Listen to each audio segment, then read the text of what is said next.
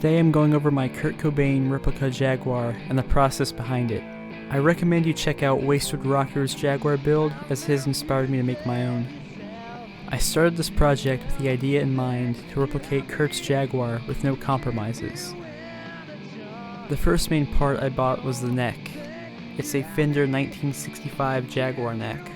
I thought having a vintage neck would be really unique for a Cobain replica. It was missing the headstock decal, and the previous owner drilled the tuner holes to fit bigger tuners. This was actually a good thing because the 80s Gotoh tuners I went with fit the headstock perfectly. For the pickguard, I had Lamech Guitars make the template. He had designed the template to be very accurate to Kurt's layout. I then sent the template to Spitfire. I sent Spitfire pictures of Kurt's Tort pattern and had them replicate it. I ordered the body from MJT because I didn't want to route a 60s Fender for this project. MJT is known for their aged nitro finishes, and they look really close to vintage Fenders. I sent them pictures of Kurt's Jaguar for reference on how I like the sunburst on mine to look. MJT sent me pictures with each step. Waiting on the body was the longest step in this project. As it's nitro, it takes a while to cure. I ordered the body on October 7th and received it on February 23rd. I went with Made Mexico control plates and then sent them to Copacetic Customs to get them relicked. I also went with 80s DiMarzio humbuckers and a discontinued Gotoh bridge that's black chrome with brass saddles. Kurt's real Jaguar had a similar bridge. A lot of you may or may not know that the Fender Kurt Cobain Jaguar is not entirely accurate to Kurt's real Jaguar. Fender has also made different versions of the Kurt Cobain Jaguar. I have the NOS and Crafted in Japan version, so I'll compare them to my build and what Kurt's actually had. One of the most obvious differences is the pickup spacings. On Kurt's, the neck pickup is very close to the neck, and the bridge pickup is very close to the bridge. My build replicates this. The NOS version is completely different, and on the CIJ, the bridge pickup is correct, but the neck pickup isn't. Kurt's bridge was black chrome with brass saddles and was slanted like a Gibson bridge. My build is also like this. The NOS is black chrome, but it doesn't have brass saddles and it's not slanted. The Crafted Japan is slanted, but it's an entirely different style.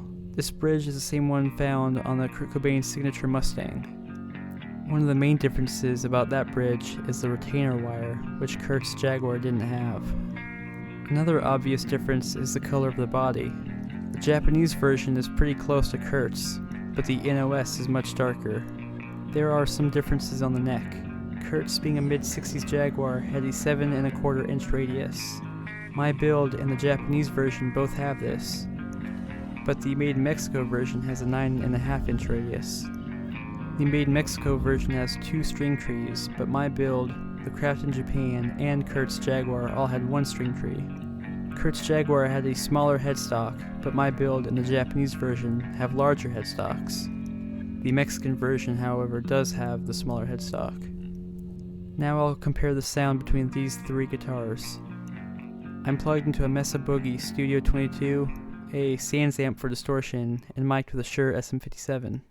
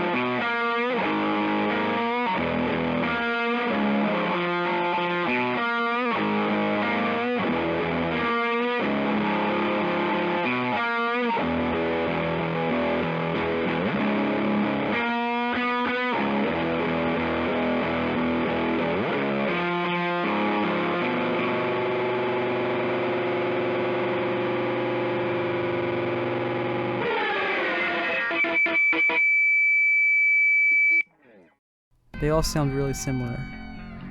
If you're wondering which one is right for you, and you mostly just care about the sound, the NOS is probably the best choice. The other options are considerably more expensive. The NOS costs $1450 brand new. The crafted in Japan is no longer in production and is worth around $2,000 in the used market. The cost of me building this Jaguar was right around $2,000 in parts. I will be making many more videos with this guitar, including a full sound demo. Stay tuned.